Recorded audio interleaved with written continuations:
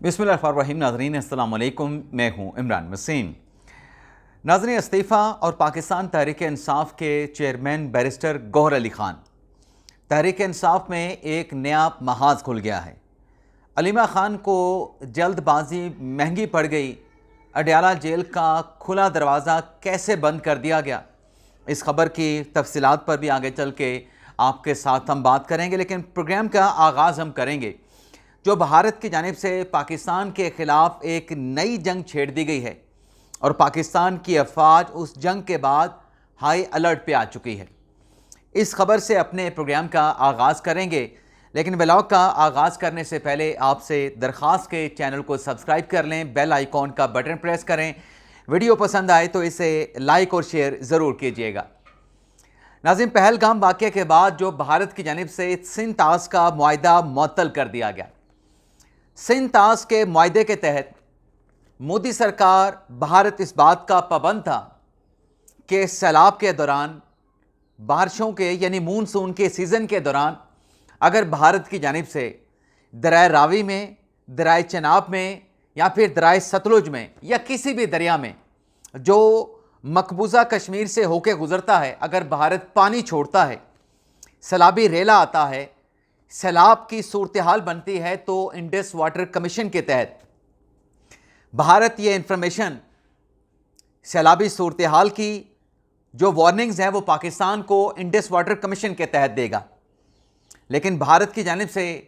जो पाकिस्तान को धमकी दी गई जंग के महाज में, चाहे बरी महाज था, चाहे फ़िज़ाई महाज था, चाहे बहरी महाज था, भारत को मई के महीने में 6 और 7 मई को और 10 मई को पाकिस्तान के मुकाबले में जंग के मैदान में शिकस्त का और तारीख़ की इबरतनाक शिकस्त का सामना करना पड़ा। लेकिन अब भारत की जानिब से पाकिस्तान के ख़िलाफ़ आबी दहशतगर्दी का आबी जंग जो है वो भारत की जानिब से मोदी सरकार की जानिब से छेड़ दी गई है, जिसको लेके पाकिस्तान की अफवाज, हुकूमत पंजाब हाई अलर्ट पे आ चुकी है। 6 अजला में पंजाब हुकूमत की तरफ से फ़ौज को बुला लिया गया है और जो सैलाब की वजह से जो फसलें तबाह हुई हैं, हज़ारों एकड़ अराज़ी पे खड़ी जो फसलें थी वो तबाह हुई हैं और इसके साथ साथ जो हिफाजती बंद थे वो टूट गए हैं। लोगों के मकानात, कई कई एकड़ पे खड़ी जो आबादी है वो ज़ेर आब आ चुकी है। 2 पाक फ़ौज के जवान इस सैलाब के दौरान लोगों को रेस्क्यू करते हुए शहीद हो चुके हैं। दरिया रावी का हिफाजती बंद टूट गया, चनाब का हिफाजती बंद टूट गया और दरिया सतलुज पे गंडापुर के मकाम पे, आरिफ वाला, बुरे वाला के मकाम पे, बहावलपुर, वहाँ पर भी सैलाब की सूरत हाल है। यानी 38 साल पहले जब पाकिस्तान के दरियाओं में जितना पानी होता था, आज भारत की तरफ से 38 साल बाद जो है वो 2,40,000 क्यूसेक तक जो है वो पानी छोड़ा गया है। यानी इतना पानी है कि वज़ीर दिफा ख्वाजा आसिफ को कहना पड़ा कि अभी ख़तरा टला नहीं है और इतना पानी भारत की जानिब से छोड़ा गया है कि भारतीय शहरियों की जो लाशें हैं वो बहकर पाकिस्तान में पहुंची हैं, भारतीय शहरियों की लाशें। तो ये भारत जो है अब जंग के मैदान में तो कामयाब नहीं हो सका, अब आबी जारियत करके, आबी दहशतगर्दी करके, पानी छोड़ के दरियाओं में, ये पानी भारत पहले भी छोड़ सकता था लेकिन भारत ने इंतज़ार किया। फुल जो डैम बनाए गए हैं वो जब तक भरे नहीं तब तक पानी को नहीं छोड़ा गया। लेकिन अगर आहिस्ता आहिस्ता पानी को छोड़ा जाता तो शायद ये पाकिस्तान में ये तुग़यानी, ये सैलाब और जो हिफाजती बंद टूट गए हैं दरिया रावी पर, लाहौर में बड़ी बुरी सूरत हाल है, वहाँ पर भी एमरजेंसी हाई अलर्ट जारी कर दिया गया है। 500 पाक फ़ौज के जो जवान हैं वो लाहौर डिवीज़न में जो दरिया रावी में पानी आने से 2,40,000 क्यूसेक पानी आने पे वहाँ पर पाक फ़ौज के 500 जवान जो है वो रेस्क्यू का काम कर रहे हैं। तो ये मोदी सरकार की जहनीत है, भारत की जहनीत है। और दूसरी तरफ जो एक और ख़बर है कि इंडियन जो एक्ट्रेस हैं शाहरुख खान और दीपिका पादुकोण, उनके खिलाफ मुकदमा दर्ज कर लिया गया और मुकदमा दर्ज किया गया है गलत बयानी पे। पिछले दिनों मैंने अपने एक व्लॉग में बात की कि पाकिस्तान के जो मशहूर शख्सियात हैं, जो खिलाड़ी हैं, जो एक्टर एक्ट्रेस हैं, वो जो हाउसिंग सोसाइटी के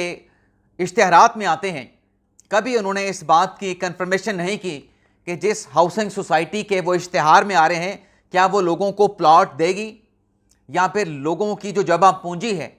वो लूट मार के साइड पे हो जाएगी। लोगों की सारी उम्र की जो जमा पूंजी है उसको गबन कर लिया जाएगा। तो मैंने कहा था इस पे हमारे एक्ट्रेस को, हमारी नामवर शख्सियात को, हमारे खिलाड़ियों को एहतियात करनी चाहिए। तो इसी तरह का वाक़या पेश आया है भारत के जो सूबा राजस्थान है, राजस्थान के शहर भरत में, जहां कीर्ति सिंह नामी एक वकील ने शाहरुख खान और दीपिका पादुकोण के खिलाफ दरख्वास्त दे दी है कि इन्होंने जिस गाड़ी के इश्तिहार में शरीक हुए, जिस गाड़ी की इन्होंने प्रमोशन की, इंडियन मेड थी, लेकिन वो गाड़ी बेकार निकली, कंपनी फॉल्टी गाड़ी थी। लेकिन उन्होंने, कीर्ति सिंह ये कहते हैं, अब खातून है या पता नहीं बंदा है, वो ये कहते हैं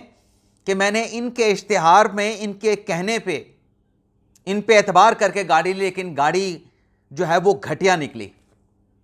तो उसके खिलाफ भी मुकदमा दर्ज किया जाए, शाहरुख के खिलाफ, दीपिका पादुकोण के खिलाफ, और उसके साथ साथ इंडियन कार बनाने वाली कंपनी के खिलाफ, और मुझे हर्जाना भी दिया जाए। तो ये इंडिया में हुआ है तो ये पाकिस्तान में भी हो सकता है और पाकिस्तान में होना भी चाहिए। अगर ऐसी हाउसिंग सोसाइटी के इश्तिहार में या ऐसी किसी भी प्रोडक्ट के इश्तिहार में ये नामवर शख्सियात, एक्टर एक्ट्रेस आते हैं, खिलाड़ी आते हैं और अवाम को चूना लगाया जाता है, मामू बनाया जाता है, अवाम की जमा पूंजी लूटी जाती है, अवाम की जेलों पे, अवाम की जेबों पे डाका डाला जाता है, तो फिर इनके खिलाफ भी कार्रवाई होनी चाहिए, ये रेगुलेशन बननी चाहिए। अब आ जाते हैं पाकिस्तान तहरीक इंसाफ की से जुड़ी जो खबरें हैं उनकी डिटेल जो है वो आपके साथ हम शेयर करते हैं। नाज़रीन, इमरान खान साहब की तरफ से जो कामिया कमेटियों से इस्तीफ़ा देने का फैसला किया गया, उस पर कुछ 2-3 अहम डेवलपमेंट्स हुई हैं। एक तो ये है कि जो टीवी पे खबरें चल रही हैं कि शेख वकास अकरम साहब ने इस्तीफ़ा दे दिया, वो जी फ़लाँ कमेटी से, कम्युनिकेशन की कमेटी से, इंफॉर्मेशन की कमेटी से, काबीना की निजकारी की कमेटी से शेख वकास अकरम साहब ने इस्तीफ़ा दे दिया। शेख वकास अकरम के साथ जो अली असगर साहब हैं, प्लानिंग कमेटी से इस्तीफ़ा दे दिया, काबीना डिवीज़न से दे दिया, निजकारी से दे दिया, फैसल अमीन साहब ने इस्तीफ़ा दे दिया। लेकिन ये जितने भी अरकान ने इस्तीफ़े दिए, इसमें से 2 अरकान के इस्तीफ़े जो स्पीकर, जो सेक्रेटेरिएट है कौमी असम्बली का, उन तक पहुँचे हैं, बाकी किसी का इस्तीफ़ा नहीं पहुँचा। और ज़राए से खबर ये सामने आई है कि ये इस्तीफ़े कायमा कमेटियों से मुस्तफ़ी होने के मुतलका कमेटी के सेक्रेटरी या कौमी असम्बली के सेक्रेटेरिएट को देने के बजाय ये पार्टी के जो चीफ व्हिप हैं आमिर डोगर साहब, उनके पास जमा करवाए जा रहे हैं। और प्लान ये है, अब पता नहीं इमरान खान साहब को मामू बुलाने का प्लान है, प्लान ये नज़र आ रहा है ज़राए के मुताबिक कि पहले मरले में ये इस्तीफ़े पार्टी के अंदर आमिर डोगर साहब को दिए जाएंगे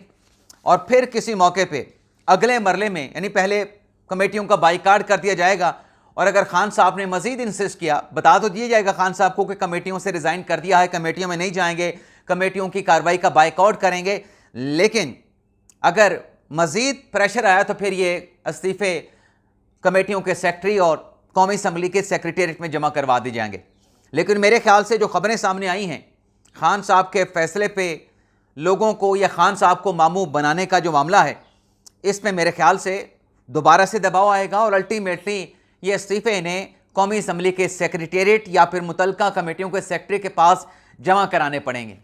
अभी ऐसा नहीं हो सकता कि मीठा मीठा हप हप और कड़वा कड़वा थू थू, लेकिन इमरान खान साहब के इस फैसले को लेके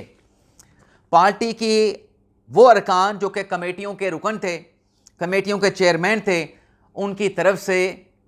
एतराज़ आ रहा है। क्या एतराज़ आ रहा है? वैसे तो खान साहब ने फैसला कर दिया, अब उसके पीछे ही चलना है, इसी तनख्वाह पे इन्होंने काम करना है। लेकिन एतराज़ ये आ रहा है कि कमेटियों के इजलास में शिरकत करके हमें पैसे मिल जाते थे, इस्लामाबाद में रहन सहन आसान हो जाता था, जेब पे बोझ नहीं पड़ता था। तो कमेटियों से मुस्तफ़ी होने के बाद अब माली तौर पे भी पीटीआई के अरकान को मसाइल और मुश्किलात का सामना करना पड़ सकता है। और पीटीआई की कोर कमेटी में जो मामला हुआ है, जिसमें कल इमरान खान साहब की डायरेक्शन के बाद कोर कमेटी, सियासी कमेटी का इजलास हुआ, जिसमें वो ज़िमनी इलेक्शन के हवाले से फ़ैसला किया गया, बाकी पीटीआई के कामिया कमेटियों से रिज़ाइन करने के हवाले से फ़ैसला किया गया। तो उसमें ये बात सामने आई है कि इमरान खान साहब ने पब्लिक अकाउंट कमेटी के हवाले से डायरेक्शन नहीं की थी, और जो पब्लिक अकाउंट कमेटी है जिसको PAC भी कहते हैं, वो कायमा कमेटियों की डेफिनेशन में नहीं आती है। लेकिन ज़बरदस्ती जुनैद अकबर साहब की जो चेयरमैनशिप है, जो पब्लिक अकाउंट कमेटी के वो सरबराही करते हैं, उसे भी तहरीक इंसाफ के एलामिये में शामिल करवाया गया ज़बरदस्ती। और फिर आज जुनैद अकबर साहब ने पब्लिक अकाउंट कमेटी के चेयरमैनशिप से न सिर्फ रिज़ाइन किया है, बल्कि वो खुल के जुनैद अकबर साहब पार्टी की कोर सियासी कमेटी के खिलाफ खुल के बोल पड़े हैं। अब जुनैद अकबर साहब क्या कहते हैं, जो उन्होंने सवालात उठाए हैं, वो ये कहते हैं कि कोर कमेटी में पार्टी के 6 से 7 अरकान का ग्रुप है जो मुतहरक है, और वो ये कहते हैं कि ये जो सियासी कमेटी है, कोर कमेटी है, ये अपनी साख को ख़राब कर रही हैं। और जो सियासी कमेटी में, कोर कमेटी में ऐसी शख्सियात हैं PTI की जो खाने शाने खिला सकते हैं, इशाइये खिला सकते हैं, उनके खिलाफ जो है वो कमेटी में आंखें बंद कर ली जाती हैं। तो जुनैद अकबर साहब ने भी अपना इस्तीफ़ा पब्लिक अकाउंट कमेटी के सेक्रेटरी को भिजवाने की बजाय, या फिर जो कौमी असम्बली का सेक्रेटेरिएट है उसको देने की बजाय आमिर डोगर साहब को जमा करवाया है। लेकिन जुनैद अकबर साहब ने पार्टी के चेयरमैन बैरिस्टर गौहर खान साहब पे भी एतराज़ उठाया है कि उन्होंने जो मेरे मुतालिक बात की उस पर मुझे अफसोस हुआ है। अब नाजरीन, इंटरनली पाकिस्तान तहरीक इंसाफ के अंदर ये जो चल रहा है, इसे PTI की बीट कवर करने वाले एक सहाफ़ी की जानब ये कहा गया कि खान साहब के फ़ैसलों को लेके जो तहरीक इंसाफ के अंदर इस वक्त लड़ाइयाँ चल रही हैं, ये लड़ाइयाँ ऐसी हैं कि माज़रत के साथ ये मैं कहने जा रहा हूँ, लेकिन मैं नहीं कह रहा, ये PTI की बीट कवर करने वाले एक सहाफ़ी ने कहा कि गिद्धों की तरह एक दूसरे को नोच रहे हैं। और ये ख़बर भी चली है कि सोशल मीडिया पे तो इस्तीफ़े अपलोड कर दिए गए, लेकिन हिचकिचाहट का, इब्हाम का शिकार है PTI के लोग कि इस्तीफ़े आगे पहुँचाएँ मुतलका मिजाज अथॉरिटी तक या ना पहुँचाए जाएँ। लेकिन इसके साथ साथ नाज़रीन एक और डेवलपमेंट भी है। वो डेवलपमेंट नाज़रीन ये है कि अभी तो कायमा कमेटियों से मुस्तफ़ी होने का फ़ैसला है, लेकिन आगे चल के जो उमैर नियाज़ी साहब की सोच है पाकिस्तान तहरीक इंसाफ में, इमरान खान साहब को असम्बलियों से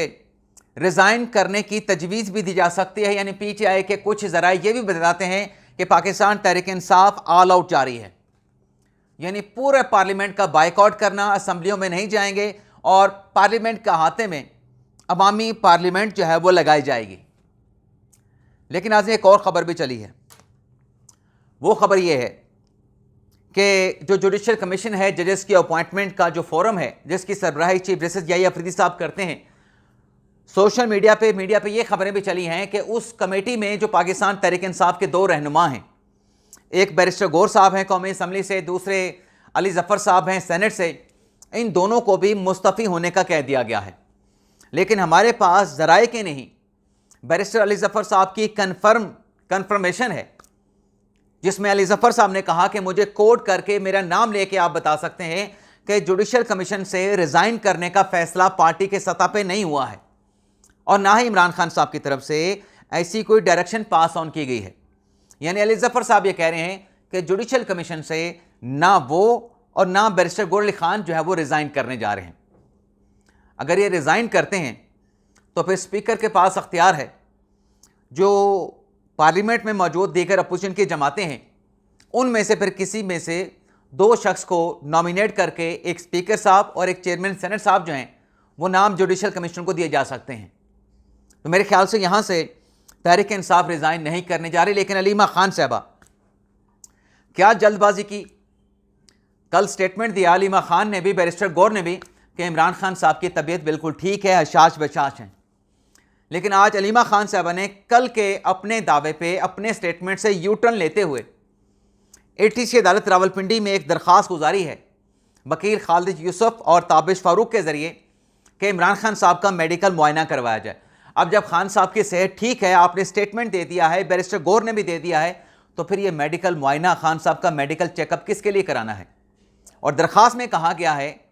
कि इमरान खान साहब का जो है, उनके जो ज़ाती मुआलिज हैं, जैसे डॉक्टर फैसल हैं, डॉक्टर फैसल के साथ फवाद खान हैं, शौकत खानम हॉस्पिटल के, उसको उनसे चेकअप करवाया जाए। अब अदालत ने इस दरख्वास्त के ऊपर यानी सुनवाई करने के बाद जो जज साहब हैं अमजद अली शाह साहब, एटीसी अदालत के जो जज हैं, इस दरख्वास्त पे सुनवाई करने के बाद 29 अगस्त के लिए नोटिस जारी कर दिया है, जवाब तलब कर लिया है। और अली मिन गंडापुर साहब ने इमरान खान साहब से मुलाकात के लिए आज सुप्रीम कोर्ट से रिजू किया, लेकिन सुप्रीम कोर्ट में जो दरख्वास्त दायर की गई उस पर रजिस्ट्रार ऑफिस ने एतराज़ लगा दिया है कि इसमें जो पावर ऑफ अटर्नी है उस पर गंडापुर के दस्तखत नहीं है, तो एतराज़ लगा के दरख्वास्त वापस कर दी गई है। अब पीटीआई की लीगल टीम उस दरख्वास्त को रिमूव करके दोबारा ये दरख्वास्त जो है कल सुप्रीम कोर्ट में फाइल करेगी। इजाज़त चाहते हैं नाज़रीन, अल्लाह हाफिज़।